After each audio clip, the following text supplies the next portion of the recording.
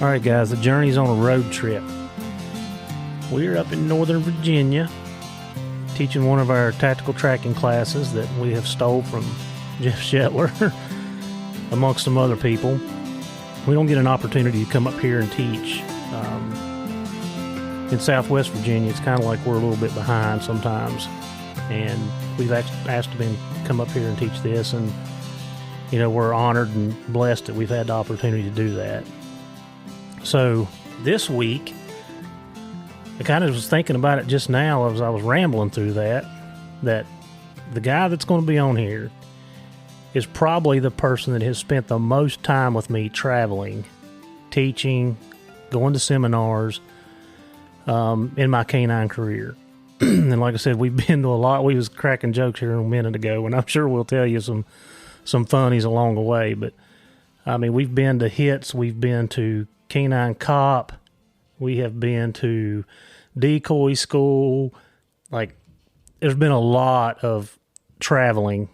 And this is, like I said, I just now dawned on me that this person's actually the one that's done the most traveling with me. So today I've got on one of my good friends, one of my training partners, one of the canine group guys, and yeah. So today I've got on Rob Stultz from Radford City PD, and he had to do this earlier, so I'm going to make him do it again. So Rob, just kind of introduce yourself, tell everybody kind of who you are, what you do, and then we'll just get into this. Well, thanks a bunch, Heath, for inviting me on. This is a bucket list item I can finally check off.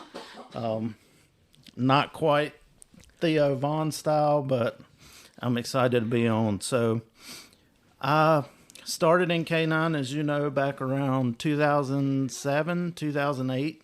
Have been a handler with Radford City Police Department since then, so 15, 16 years as a handler. I'm currently working my third dog, as you know. Started out with a single-purpose lab named Jake. Jake kind of taught me a lot there in the beginning. It was a good dog to start out with. He was trained. He knew what he was doing and kind of showed me the ropes as we went.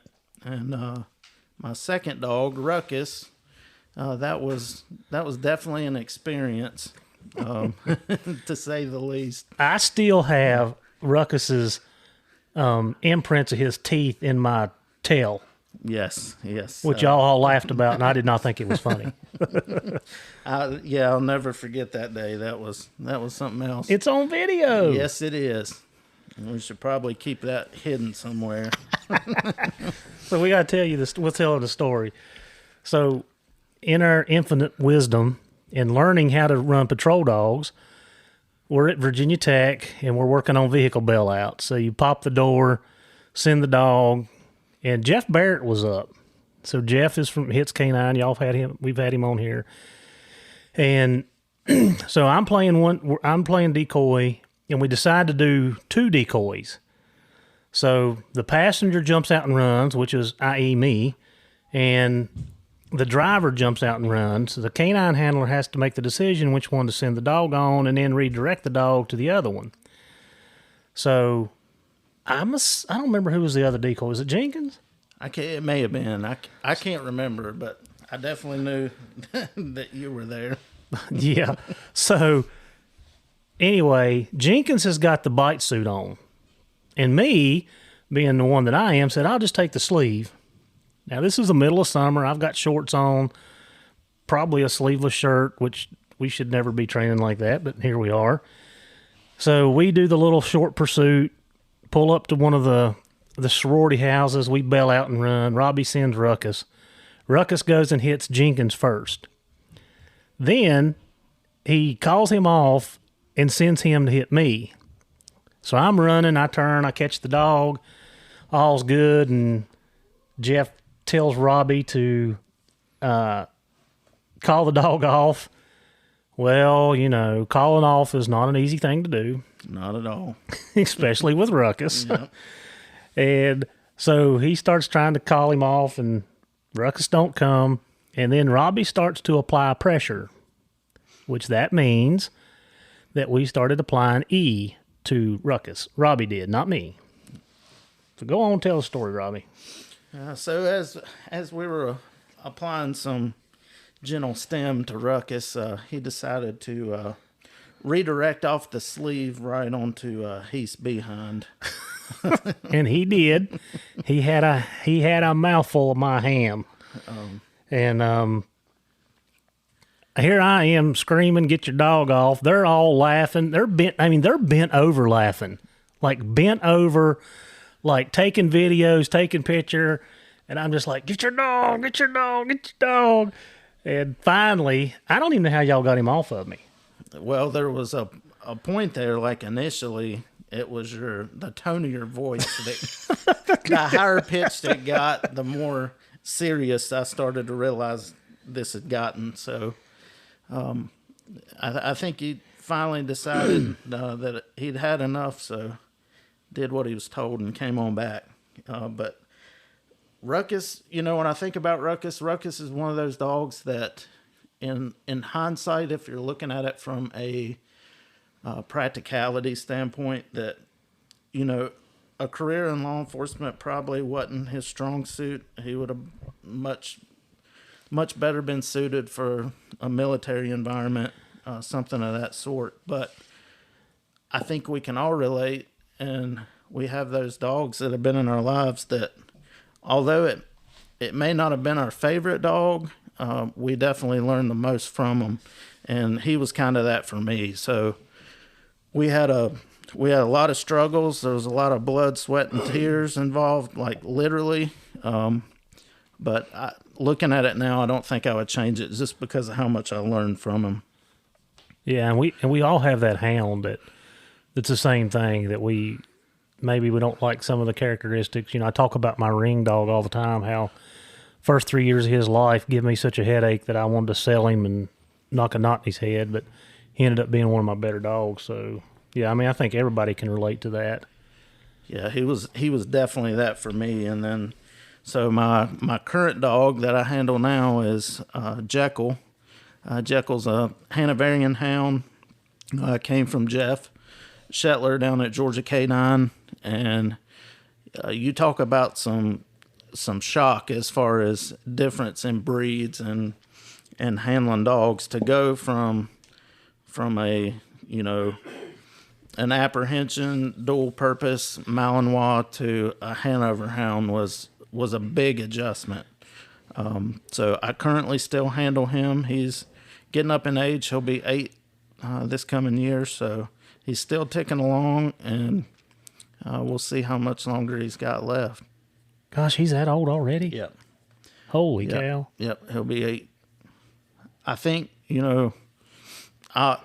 as you get asked a lot when we're doing demos and talking to the public especially, they ask about workability and, how long can we work a dog? And, it definitely depends on the breed, depends on, what we're asking them to do. As you know, a lot of our apprehension dogs don't have the workability that a single purpose lab or pointer may have, just because of what we're asking out of them.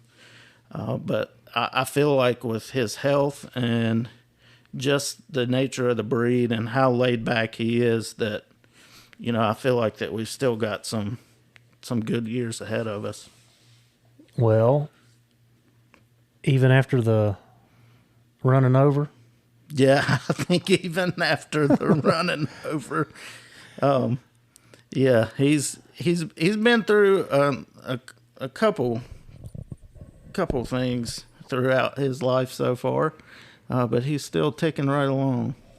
So I was thinking about this today too, so when I started my canine career, we got to tell this story. So when maybe you guys don't even know how I started into canine. I know you know how I started into the hound world. So I had been running hounds since '94. That's when I got my first one. And 2003, got into law enforcement. And then July 2005, the director of public safety come to me. We had such a narcotic problem in the town that I worked in. And I had been on, we had been on him about we need a dog.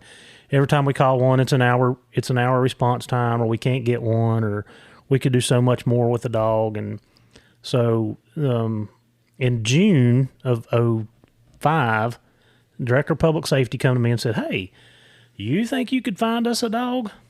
And of course, I jump all over that and said, "Yeah, I can." So my brother-in-law was actually a canine handler. He was on his second dog, I don't remember. And so I called my brother-in-law up and I'm like, "Hey, they want me to find a dog. You got to help me out here." So he sent us to his vendor, and I went up and tested 3 labs. 2 of them were yellow and one of them was a black lab.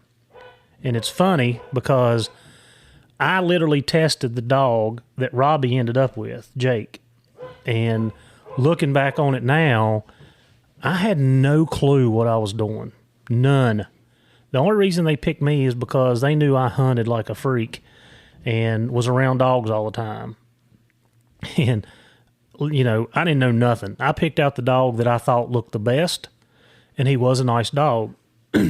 So the other dog that I tested was a black lab, and he ended up going to the county sheriff's office that worked with me.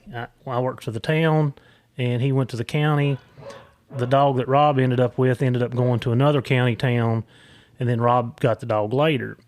So I trained with a completely different training group, and it wasn't until later that I actually met Rob, and you were actually going through school with Ruckus and had a broke thumb. Yes. We were down at the Dublin Fire, whatever that place is there on the... They called it the dog house. Yeah. That was the first time I ever met you. I don't even remember. I was trying to think about this other... I don't even remember how I ended up down there because I was still with the other training group. You were, yep. And Marty or somebody had asked me, or I don't remember who, but somebody had asked me to come down there, and I come down a couple of days just to watch and learn, or maybe I even run my dog. I don't remember.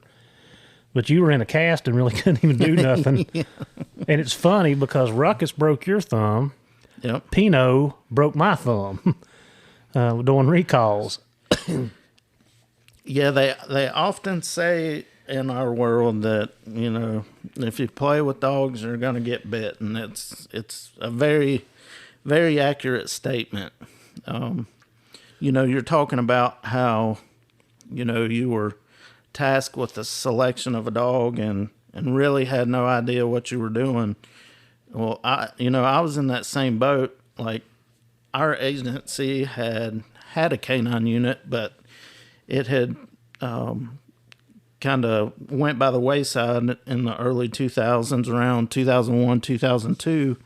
So when I came in 2005, 2006, you know, it was something that initially in my law enforcement career, it really wasn't something that was, you know, in the front of my mind as far as something that I wanted to do. But as I, you know, got some experience under my belt and about 2 years as, you know, just a road officer, I was like, you know what, I want another challenge here, and I want something to kind of grow my career. And so the thought kind of crossed my mind, you know, we could really benefit from having a canine. So I approached our chief at the time and, you know, said this is something I would like to do. Kind of presented him a plan about, you know, a method to obtain a dog. And it just so happened that, you know, as I was putting this together, the agency that had Jake had sent out a statewide teletype through our criminal justice network, saying that they were looking to rehome this lab, and that was really a huge benefit and advantage to making that unit come back, because I was able to present, you know, here we have a trained dog. We're not going to have to invest a huge amount of money into reinvigorating the unit or getting it started again. So I presented it, and lo and behold, they went with it. And, you know, it's probably has well, hands down, has been the best, career decision that I've made. I couldn't imagine doing anything different. Yeah, we talk all the time, and both of us have turned down promotions within our department to keep our dogs. Absolutely. Because it's it's like I told mine just here recently, it's a part of life. It's not a job for me. Like when I go home, I've got 12 other dogs that I'm taking care of and handling and traveling with and whatever. It's not just on the job for me. But yeah, so I'd met Robbie then, and it ended up a couple years later that, what year was that? Do you remember?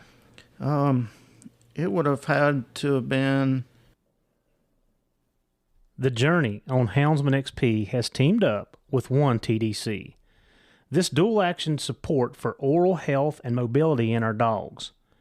This unique supplement is so effective that it is recommended by top veterinarian experts worldwide to maintain and improve our dog's health in 4 different areas. Their oral health, hips, joints, and muscles, skin, coat, energy, and recovery.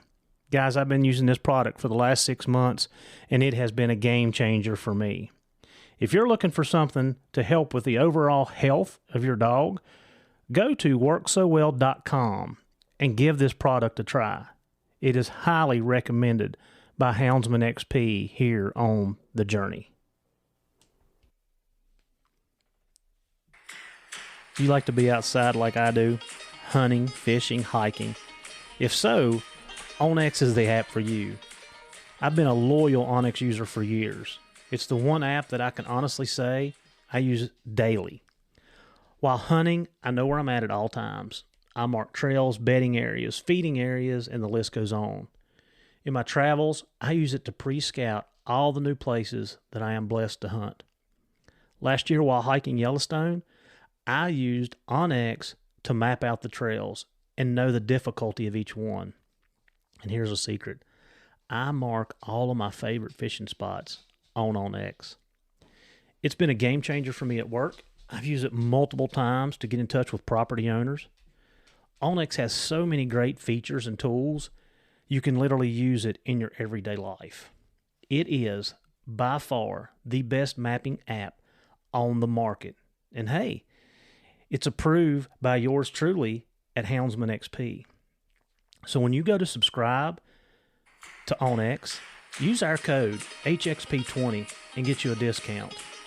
So get your journey started with Onyx and know where you stand. Maybe 2010, 2011 maybe. Really? Would it have been? Well, I think around that time.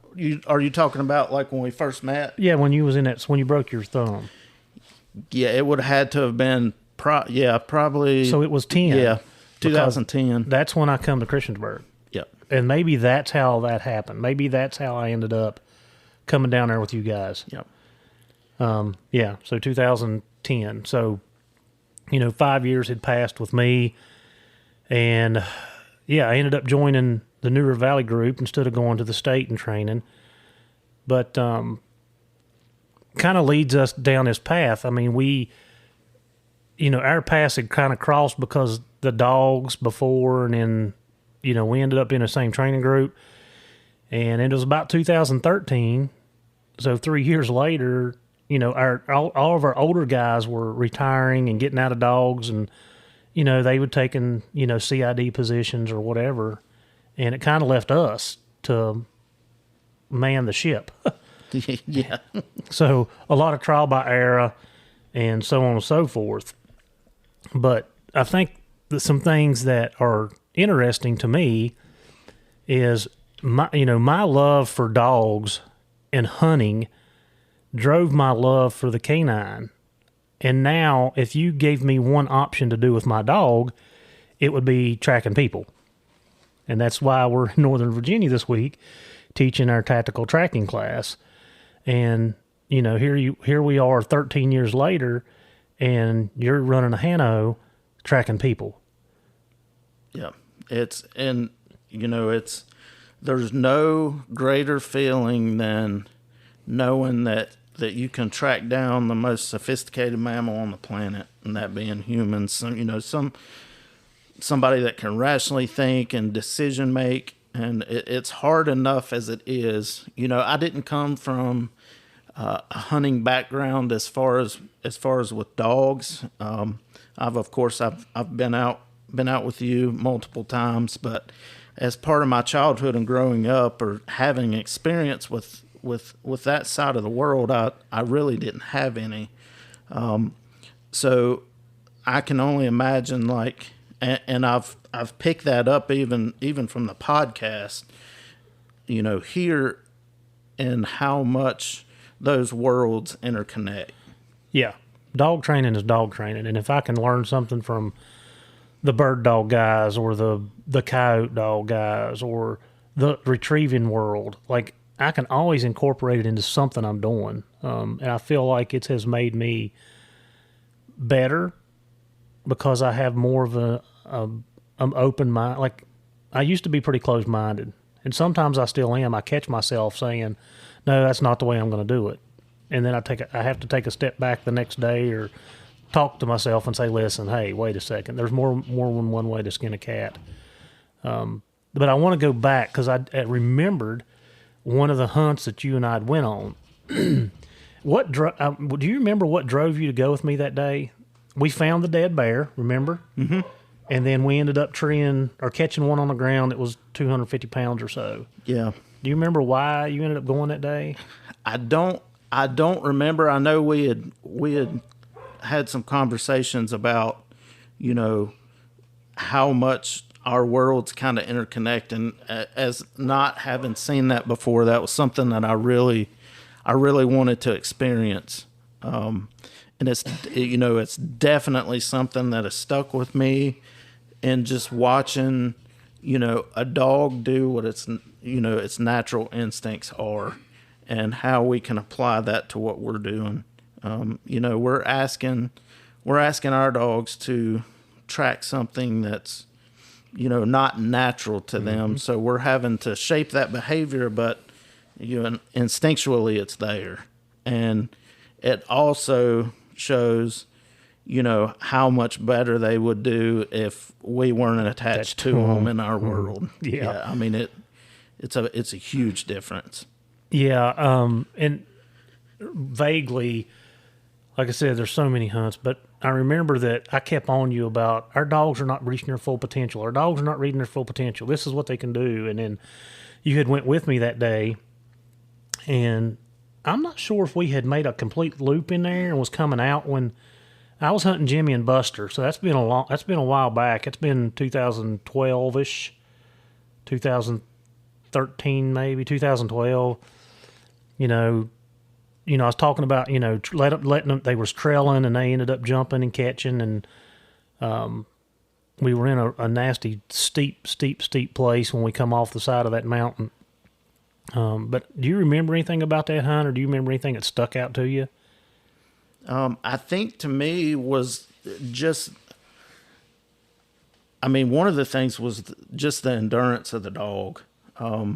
Their ability to, we're, in our world, of course, there's times that we're doing, several mile tracks, but, to watch a dog that's literally, going down into a hollow and then up onto the top of a ridge and down the other side and making a loop, it just the simple endurance that they had to keep going and to catch the bear. That was really impressive. Yeah, and if I remember right, Buster ended up getting his ribs broke that day. He did. Because when I got him up on the truck and I went to touch him, he flinched on us, and we ended up seeing where he had 2 ribs broke. So he ended up being out the rest of the season that year. Yeah. So, yeah. Like I said, we've done a lot, and I've tried numerous times to get my canine guys to go with me, and a lot of them, they're not interested, don't want to do it, which is fine. But I think if they would see some of the performances that our hounds are capable of, I think they would probably be in shock about the the least amount of performance they're getting from their dogs. And I don't mean that in a bad way. I'm just saying that, yes, we're tied to them. And we, who did we have a conversation with just today about, I think I was talking to Jimmy about just turning my dogs off lead. Right. Yeah. So they've, I've been asked numerous times to take one of my hounds and make it into a tracking dog. Robbie's running a Hano. Talked to a guy today from up here, and he got a dog from Jeff Shetler, and it's actually Hano half plot. And I actually text Jeff and was like, hey, what is the bloodline on the plot side? And he gave me the information and said, I'll get you in contact, which I was more interested in what bloodline it was. So Jeff was trying to breed out some of the skiddiness from the Hano. He was trying to do that by implementing the plot, but keeping the size, the drive, and the nose and everything in it. And so I'm really interested to see her go tomorrow. Jeff gave me a little background on her, so I'm really excited to see her go and work with her. But yeah, we're using, kind of got in a rabbit hole there. We're using hounds, and everybody's asked me to use hounds, and if I ever did do that, I would run that hound off lead, and Absolutely. I would set it up like our friend over in South Africa, Clinton Sillers. Like, I would want that dog to bay the person, not get up on them and do that. I'd want the dog to bay the person. And part of the class we talk about armed suspects, and if they've got a pistol or a rifle and the dog's baying them, they're just going to take the dog out. So all that changes theoretically from the use of the hound, but it's kind of interesting. But yeah, and to kind of go back a little bit and talking about how like closed-minded we get at times, or how we kind of get stuck in our ways. Like, I remember when we met, there were some of the things that, and we're talking about, we're literally like a county apart at the time. You're one county over from where I'm at, but in a different training circle. And I remember, I vividly remember that day that you came by and seeing the different things you were doing. And, to fast forward, and, I'm not trying to blow your head up here, but I can honestly say that you come into our group and the changes that we've made has really set us forward. Your drive to reach out to different circles and go different places and travel like we have has really, really changed the game for us. It's way too easy to get stuck in that circle of what and sometimes it's hard to step out of that comfort zone and go somewhere where things might be done different. But the takeaway from that is just the vast amount of knowledge that you get by going other places and seeing other dogs. As far as having our guys out with you guys running the hounds, like, I think they would gain so much from that. I know it did for me, that it would really kind of change their mindset on what they're capable of. Well, so Glenn, one of the guys from Blacksburg, just put him through a school, and when I did, it was training season. So every day that we were coming to train, like after I get done hunting, I'd go do a training session with him. I was showing him video. He'd be like, "You catch a bear today?" And I'm like, we run one, or we did one, we caught one, whatever. He got any videos? And I start showing him some videos of the dogs rigging, and he's like, that's amazing that you can be driving down the road at 25 miles an hour and the dog's open and go 400 yards and catch the track and then take it and go on with it. And, it really, like, it kind of opened his eye. Like, he was amazed that the dogs have this capability. And then when we teach our tracking and we start talking about proximities and stuff like that, and Robbie and I had this conversation this morning that, I've got a litter of pups right now that are literally 12 weeks old. And I was showing him videos this morning that, these pups are 12 weeks old, and they're running 3-hour-old tracks with their heads up. They're not sticking their nose on. Of course, it's fall. the leaves haven't fell yet, so that composition, the decomposure, all that stuff hasn't happened yet. But I mean, they're taking 3-hour-old tracks and pretty much bobbing their heads and shortcutting it and cutting turns and slashing, and like it's crazy to watch these 3-month-old pups like do that. And I know that we're going to start doing some things with our dogs differently because of what we learned from Clinton and Miguel, especially with our tracking dogs. We're going to start doing some things off lead with them first and let them get good at what they do before we start adding the anchor, the problem the problem to the lead, right? But yeah, I mean, just picking up little things, and I catch myself. I mean, you've come up here and went through a training school. You come back to our group, and I sit back and I scratch my head, and I'm like, why are we doing this? And then you and I had a conversation over lunch one day. Heath, I'm teaching basic, and then I had to bring myself back down. Like, okay, I understand now. And some of the guys in our group had come to us and was like, Heath, you're telling us one way, Robbie's telling us another way. We're confused. We don't know what to do. And, we've got to do more explaining and why we're doing what we're doing as far as our group goes.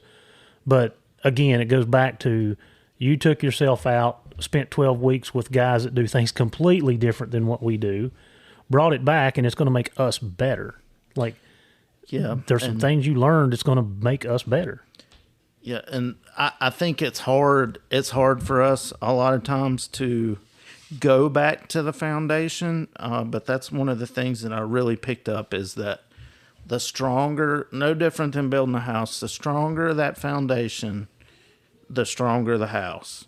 So the more you can build that foundational work in the beginning, the better off you are. And it means oftentimes that we even go back and revisit some of those fundamental things to just ensure that foundation stays strong.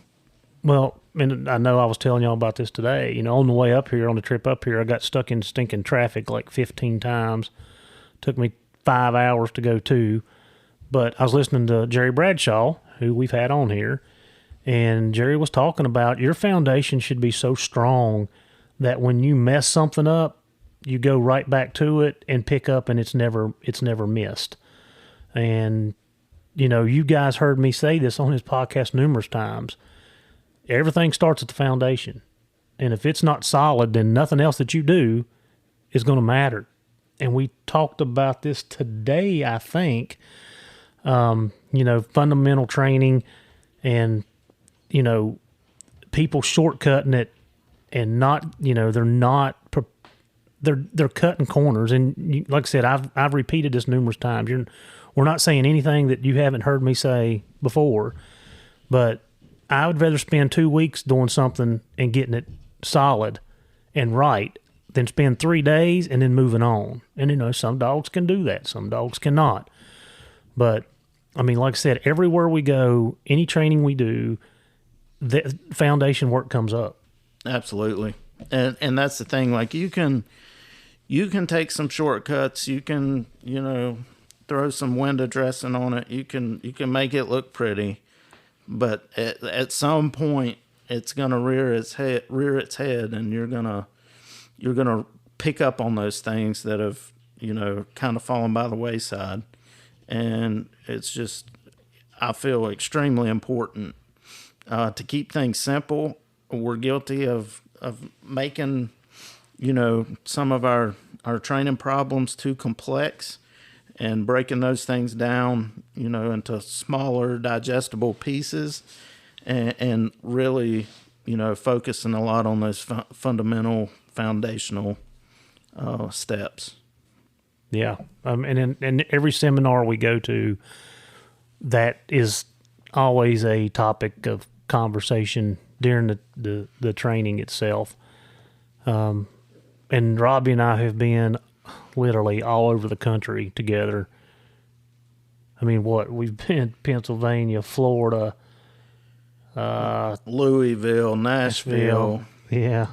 Yeah, we was telling some other guys were with us down here. They're over there making fun of us right now, just so y'all know. They we took so Robbie took their PD van. Hopefully their PD don't hear. You still have that van? Yeah. No, it's gone. I don't think it lasted much longer after we got back. So we'll tell you this. We've got all kinds of stories we could tell you. Yeah, we take off. Robbie and him's van. It's their PD. Who all? It was like 6 of us. What? 5 of us? Yeah, I think it was at least 5 of us. I know Jarrett was with us. Me, you, Jenkins.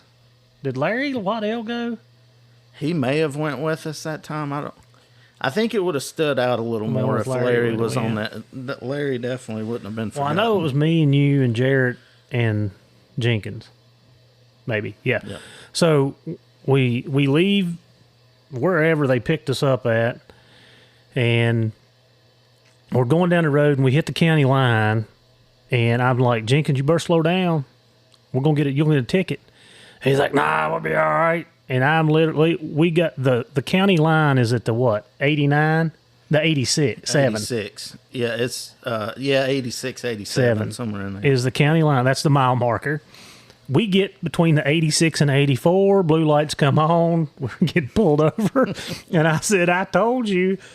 Anyway, that's the county that I used to work in. The deputy rolled up. I'm telling him, I'm like, write him a ticket. He looks in there and he's like, Heath, where are y'all going?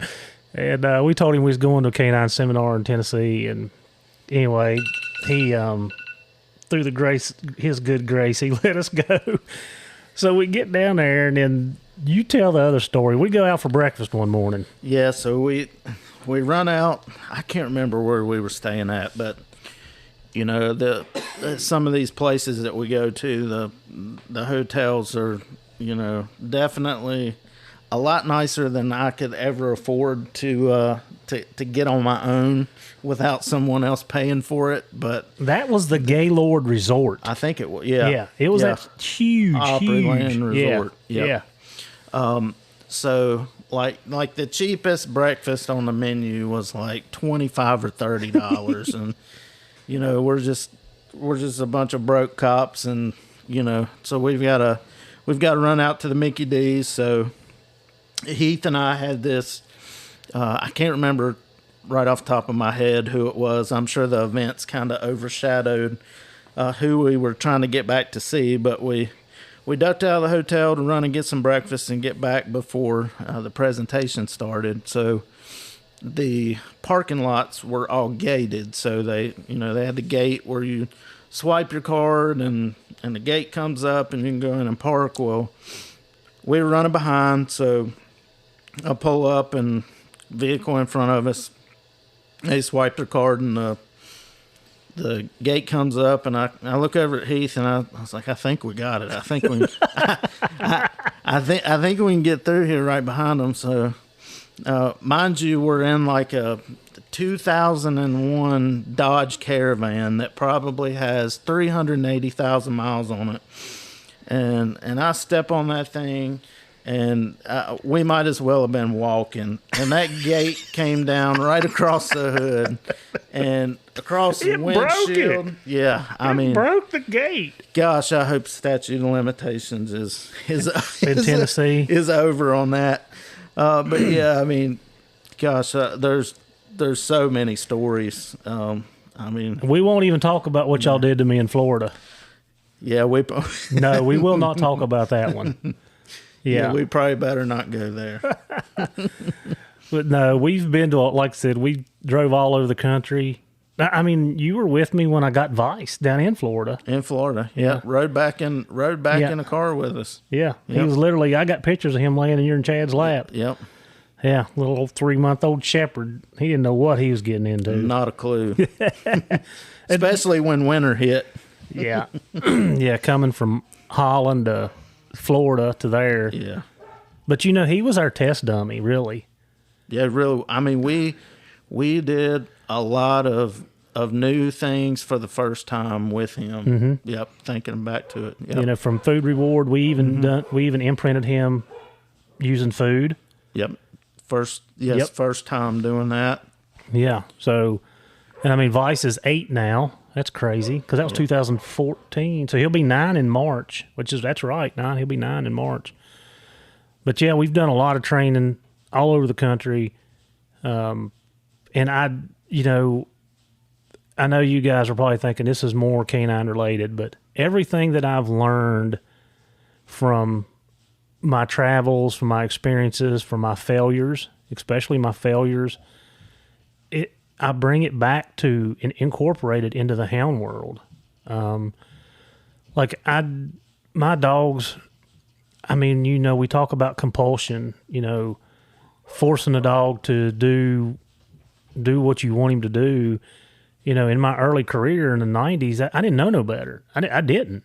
That's what I was monkey see, monkey do, and that's what I did. And, until I joined this group, in 2010 and 11, that I started learning and opening those doors and making those contacts and traveling outside of what I was allowed to do, previously.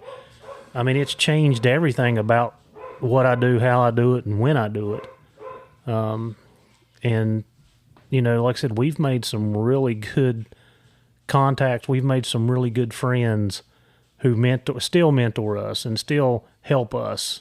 We sit down today and trying to hash out a problem that we're having. And I don't think either one of us have an answer that we're comfortable with. And, I think we kind of concluded that we need to get somebody that knows a little more than what we do. Absolutely. And that's especially, I feel like, I don't know, it's probably the same in your realm as far as the hunting world too. It's, it's hard for us sometimes to step back and say, I don't know how to fix this. And you have to reach outside and ask for help. And sometimes that's hard, but, you're doing yourself and of course the dog and, everybody involved a disservice by not taking that step. And, that's one thing I've definitely learned, in the canine world is that we're fairly small.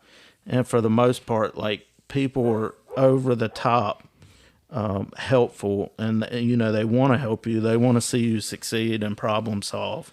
And I think that's something very unique to us.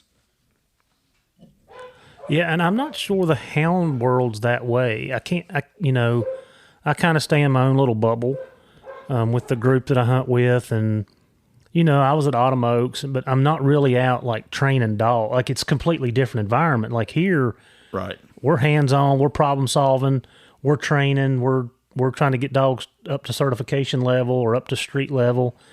It's different than, with the hound world, it's just my dogs. I'm dealing with my dogs, and I've said it on here. Chris and I've talked about it several times. Me being able to see the hundreds of dogs that I've seen over my career, which is not many compared to a lot of people, it's helped me with my hounds. And, when I see a problem or I see something come up, I'm pretty good about being able to get on it pretty quick. And then, if I haven't dealt with it, then I call one of my canine guys and discuss it with them. Like, I'm not, I'd probably call my canine, I would call you or Jeff or whoever and try to talk through the problem more than I kind of would the hound guys, I think. So I don't know how the hound guys, I don't know what everybody else does. I know since this podcast has come out, I do get a lot of messages asking about certain things, and I've got this issue or I've got that issue, and I definitely lend my advice if they want it. But it's kind of like what we're today we're teaching. It's a way, it's not the way. And with dog training, there's always probably multiple ways to fix, correct, or train. Yeah, absolutely. Do you think that comes from, the competitiveness involved in it, or, the desire to not give away techniques in a sense, or, is it more of a comfort zone thing, like egos and not wanting to ask for help? Well, I think it's probably all of them. I mean, I don't competition hunt anymore, so I'm out of the comp world. I know, we got Bryce and, Josh and all those guys that do it. So maybe I have that conversation with Bryce when he comes down in December to hunt, because it kind of makes me think. I think some of it is selfishness, that, I want my dogs to be better than yours. But at the same time, like, I'm out to have a good, I want my dogs to operate efficiently. I want them to track, to trail, to bay or tree. I'm not in a competition with anybody but myself. I want to be better than I was yesterday. And maybe the other guys feel different. Like, I don't want you catching bears, so I'm not going to tell you how I do it. Right, yeah. So, I mean, that's definitely, I would say some of that goes on. I would definitely say that. And then that plays into the ego too, because, I caught 60 bear this year. How many did you catch? Well, I caught 30. Well, my dogs are better than yours. Well, no, not really. I was hunting where the population is down, or, right. I didn't get to hunt but 30 days because of work. There's a lot of things that go into play there. So I think it could be any one of those. Yeah. I mean, that just what you just mentioned there just reminded me of the conversation that we had earlier today, in that, we asked in class today, what the success rate, the acceptable national acceptance rate is for, apprehensions on tracks, or tracking a human to a find. Oh yeah. Mm-hmm. What is the acceptable find rate? And nationwide, it's like 3 or 5%. But we get from these guys up here, they're saying their success rate's 60.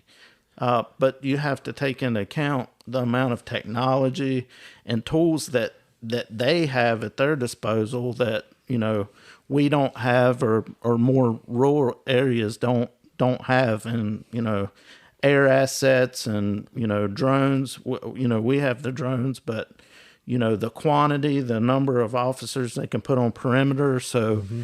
like, they have a lot of tools that we don't have. So I can see that tying in with that. Yeah. That, success is what we're all after. And if you've got a technique or something that's helping you, I can see where it's something you don't want to, kind of let out. But I feel like that definitely by sharing and helping each other out, we make things better. And that's what it seems we're always trying to get better. Find out new techniques, easier ways to do it, and that sort of thing. Well, that just brought up a thing for me. In our job, it could be life or death. In the hound world, absolutely, it's not. And I hunt in a small group, and I mean, I train dogs for a living. Like, I've either got a dog in my car at work, or I've got one in my hand at home daily. And some of the guys in my group don't even ask me how to fix things, or how to, what I think about an issue or what's going on. Like, they don't ask. And if they don't ask, I don't really put it out there, but I would be more than welcome, to give them my opinion. And I have definitely got a lot of opinions. I mean, when you're hunting with a group of guys and, 6 or 8 dogs per guy, like, I think, maybe me and BB touched on it. I know TL, was on a podcast with Buddy, and they talked about it. Knowing those dogs, knowing what they're doing, seeing what they're doing. And I know with technology, the Garmins have told on a lot of dogs what they're doing, what they're not doing. That when you had the old beep beep collars, they didn't. But like I said, I want my group to succeed because I'm a part of it. I want all of us to have a pack of hounds that can catch bear consistently. Because if they can do it, it helps me out. and not just being me doing it. Even though I do like to get off by myself a lot, which we hit on that several times. But yeah, a lot of them they don't even, like I said, they don't ask, so it never gets told. Yeah, I mean, to me, it seems like definitely that you're better off as a group. I mean, we train together as a group in our world, so you kind of have that group that hunts with you, that you work with and run dogs with. And I kind of think of it like, even though I don't own hounds for hunting and do those sorts of things, I am an outdoorsman. I like to hunt and fish. And when you look at like the future of the sport, and trying to keep this alive and going, like the better you are and the better you get and the more information that you're passing along to the next generation, if you're not sharing that, at some point it goes by the wayside. You can have these podcasts, you can have videos, but there's nothing like that firsthand experience that you get actually doing it or being around somebody who has spent a lot of time around dogs, and have lived it and can pass that on to you. It's funny you're talking about a dying thing. The guy that got the dog, and I don't know his name, and I don't want to give away where he works, but that's got the Hano and the Plot Cross. When he found out that I bear hunted, like his eyes lit up, and he started talking. You run hounds, and I'm like, yeah. And I started talking to him about the Plot breed and what they did, and he was interested because he knew a hound, but he wasn't sure. So I started talking to him about it, and he's like, well, man, but you're in a dying sport. Like this guy that don't know anything about bear hunting knows that our sport is dying, because of the animal, the people, the animal rights people. And, he knew that Virginia was in a big thing right now with the right to retrieve. He knew that. And he's a deer hunter. That's all he does is deer hunts. But he knew a little bit about what's going on in our world. And, Robbie, you're right. Like, we've got to make educated arguments. We've got to be educated ourselves and be able to articulate what you and I do in our job on a daily basis, why it's important, why it's a good thing for the environment and for the animal population, and, why it is so proficient to use a hound. It's the most proficient way to hunt.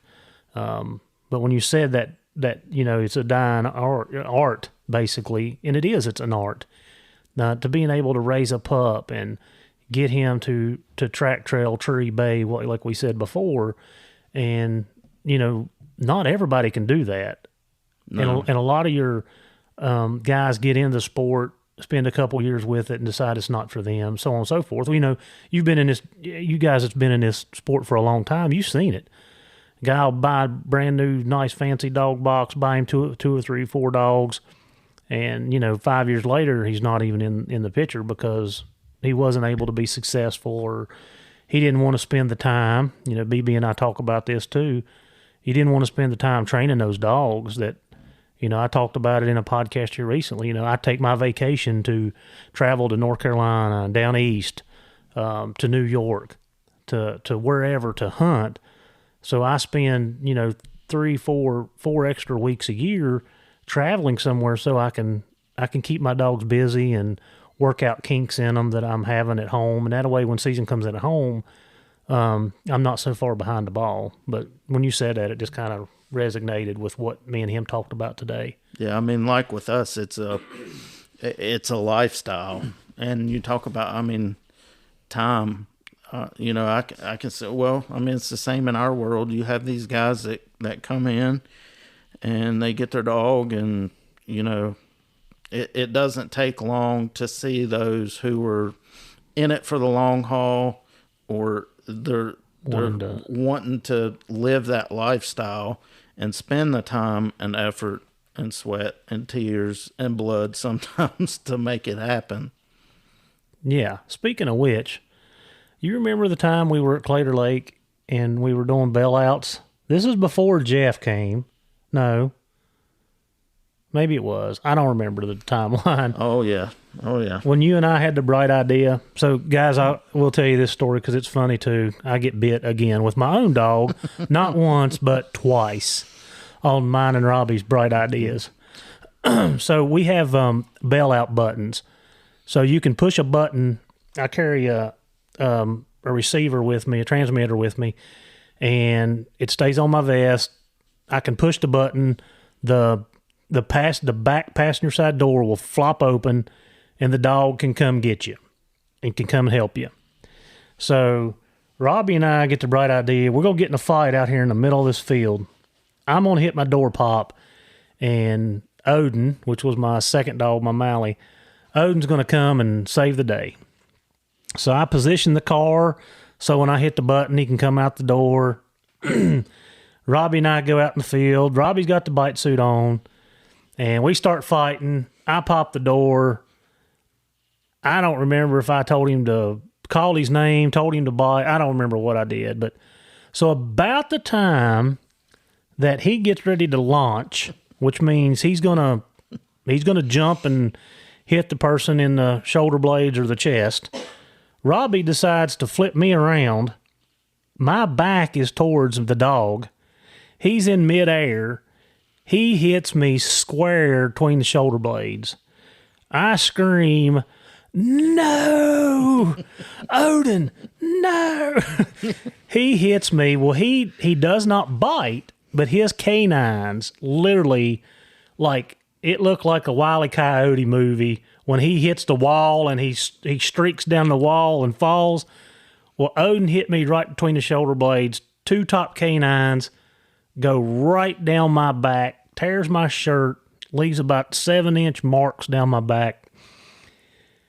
Anyway, I got a hand on the dog, and we put him back in the car. And Robbie, I was like, "Well, we got to change this." So we go back out in this field, as bright as we are, and we decide that we're going to turn sideways this time. So he's got a choice. He can hit me or Robbie, which that sounds like a good idea, right? So we start fighting again. I pop the door. Here comes Odin. Lo and behold, he grabs my arm instead of the decoy's arm. And after the second bite, Tuttle, hint, hint, wink, wink. After the second bite, I decided we need to call somebody and figure this out because this is not working. The handler is getting bit every time, and I don't like it. Yeah, I mean, to be completely honest, on that first one, like, it was totally reactionary. Like, I saw him coming, and I just so happened that I kind of used you to block what was coming. But I think what was hardest for you is the questions that you had when you got home as to why your back looked the way it did. I still have a scar down my back. I've got ruckuses. I've got 4, guys, listen. I've got 4 perfect teeth marks in my right butt cheek. To this day, I've got scars. And then I've got scar down my back, a 7-inch scar down my back where my dog hit me. Like, I've been bit more than I should be bit. It wasn't my fault. Either one of them wasn't my fault. It was all you. It was every time I've been bit, it's your fault. Common denominator here. Yeah, don't listen to Robbie. Yeah. That's what... Well, this is before we got trained up a little bit. Yeah, so absolutely. We made a phone call. I made a phone call to Jeff Barrett and told him what was going on. He started laughing before I ever got it out of my mouth. He goes, "You got bit, didn't you?" I was like, "Yeah, I did." Like, what are y'all doing? He said, "Yeah, the dog don't care." But we changed up our training tactics and switched that around, and we have not had that problem. I haven't had that problem since. I don't even know if I did any more bailouts with him after that. I don't remember. We at least I think we probably took a break after that hiatus before we got back into that. Yeah. But yeah, I mean, there you go again. I mean, that's a prime example of us, looking for help outside of our circle. We had a problem, and reached out and found a solution. And I mean, fast forward to today, and here we are, being asked to come up here and teach a class. So, I mean, it's kind of full circle. Yeah, and I told the class this morning, there's nothing that we're teaching them that we didn't steal or learn from somebody else. I mean, it's not ours. Yeah, we've made some mistakes and corrected some of our tactics because of the mistakes that were made, but it's stuff that we've learned from other people because they were doing it long before we were. And I think with your hounds, to roll this back over to the hound world, I mean, if you're willing to learn and to change or to get help, there's somebody out there that'll help you. There's some old timer that's been around the block and done it, seen it, and is successful that'll definitely probably give you some advice. You may not like it. Sometimes that pill's hard to swallow, because I've been on both ends in the police world and the hound world. I didn't like what they had to say, but I've said it before. If I want to be truthful with myself on what my dogs are doing in either world, I've got to be honest about what's taking place. So, and I feel like a lot of times that's because we're the problem. It's something we're doing. Mm-hmm. Yeah, for sure.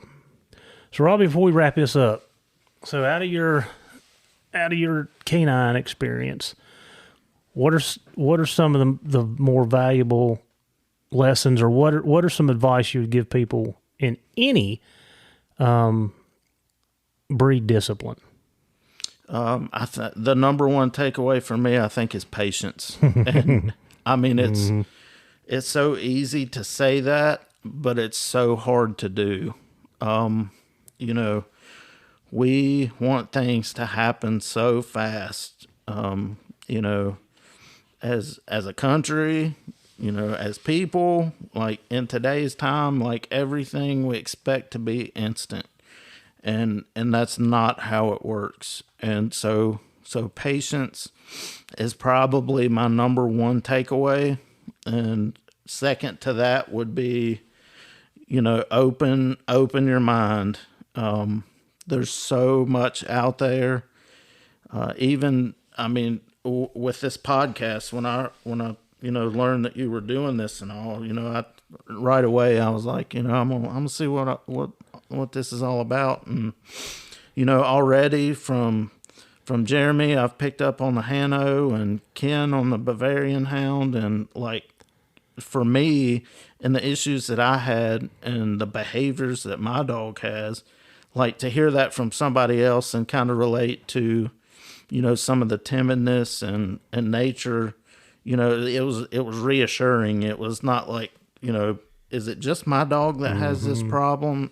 No, that's a part of the breed. And so expanding your horizons, being patient, and, as is often said in our world, repetition. Sometimes it's boring, but it takes a lot of reps to really instill that foundation. Yeah, I would say one of the things that I've learned is patience. Like, I'm not looking at the small picture anymore. Wesley and I have had this conversation a couple times this training season. Like, I'm not expecting results this minute, this second. I want results at the end of season or whatever. And I don't get so excited when my dogs mess up.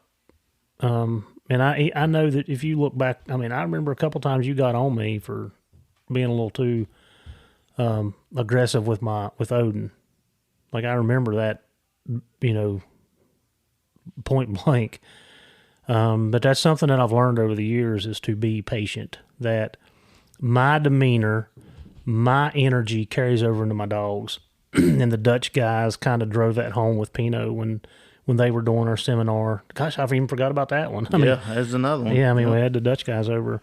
And, Henny kept saying, calm mind, calm body, calm mind, calm body. And what he was saying is, if I'm calm in my body and I'm not being excited and jacked up, then Pino has a calm mind, and he operates 10 times better with a calm mind. And I know we're talking about in the police world now, but that has carried over into the hound world for me. That I just don't get, I don't get torqued up like I used to. When my dogs make a mistake, I don't get so jacked up that I lose my thought process. Yeah. And so patience is I would say if that's the one thing that I've learned, that's the one thing that's helped me be better at what I do, is patience. So, well, Robbie, I think we've kicked it over an hour, and, I really didn't think about all this until kind of sometime when we was talking just now during this podcast, and, kind of going back and reliving, the process that I've been through coming from another agency to here. But you've been a part of this journey with me. I mean, from really the get-go, with all the travels we've done, all the training we've done, the dogs that we've worked on the side, the schools that we've done together. Like, when I put on these schools, Robbie's the right-hand man. Like, he's there if I'm not. He's picking up the slack when I can't. So really, it just kind of come all together while we've been sitting here talking that, you've been a part of my journey in the canine since we started being more proficient and more successful. Absolutely. So, Same. So I appreciate, you coming on, and I maybe I haven't said it. I appreciate you coming to these trainings with me and doing what you're doing to better yourself so I can get better, learning from you. So yeah, thank you for being a part of the journey with me. Well, thank you for having me. I sincerely appreciate it, and this has been a blast. Yep, we're going to do it again. So you guys come back. We'll help you teach, train, and learn.